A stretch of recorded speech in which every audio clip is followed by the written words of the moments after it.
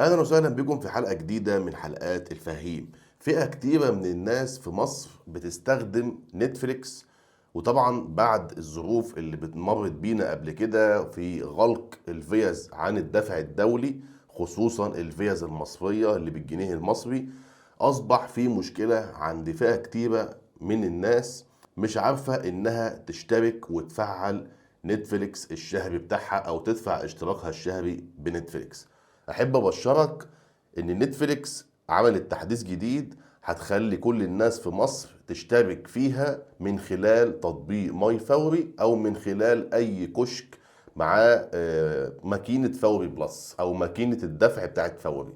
ان شاء الله هنعرف التفاصيل دي كلها النهارده في الفيديو ده، وهنشترك من خلال الموبايل بتاعنا في خطة شهرية على نتفليكس، وهندفع من خلال تطبيق ماي فوري بالفيزا اللي هي الكارت بتاع ماي فوري الاصفر اللي احنا اتكلمنا عنه قبل كده في فيديوهاتنا على القناه. ولكن قبل ما نبدا الحلقه بتاعتنا ما تنساش تشترك في القناه وتفعل زر الجرس على الكل عشان خاطر يوصلك كل ما هو جديد ومميز، وكمان اعمل لايك وشير للفيديو ده. ومن غير كلام كتير يلا نخش على التفاصيل.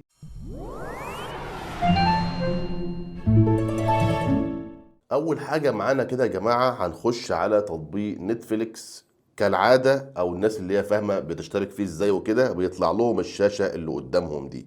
الشاشه دي بتقول لك ان انت تاخد نسخ الرابط ده بالشكل ده، وتخش على المتصفح بتاعك بكل بساطه وتعمل له تسجيل بالشكل ده عشان خاطر تخش على عمليه الدفع.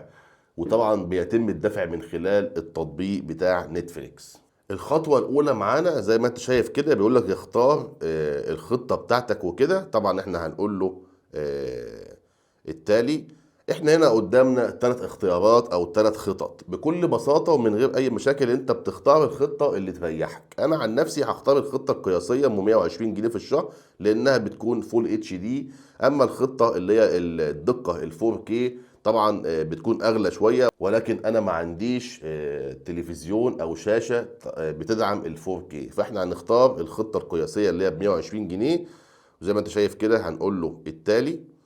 هنا بقى الحته المميزه والمهمه.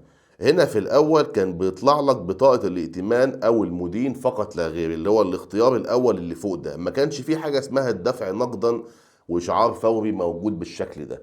ده تحديث لسه جديد من نتفليكس، وهو ده اللي احنا هندفع بيه الشهر ده من خلال الدفع نقدا من شركة فوري. هنضغط عليها بالشكل ده. هيقول لك الحصول على رمز فوري المرجعي سنرسل الرمز إلى رقم الهاتف هذا. سيستخدم الرقم أيضا في حال نسيان كلمة المرور. ما علينا من الكلام ده كله، احنا هنا بس هنقول له ايه، هنقول له رقم الموبايل بتاعنا كذا اهو. طبعا احنا بنشيل الصفر اللي في البداية خالص دي، لان هو هنا مكتوب لك 20 بلس اللي هو كود الدوله بتاعتك، وبتقول له اوافق وبتقول له بدء العضويه.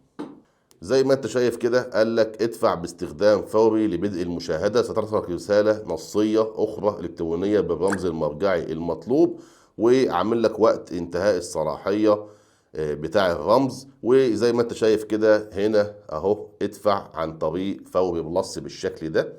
لو انت منزل طبعا تطبيق ماي فوري هيظهر لك داخل التطبيق اوتوماتيك زي ما انت شايف كده، لان انت رابط نفس رقم الموبايل ده على تطبيق نتفليكس. زي ما انت شايف اهو قدامك فوري باي.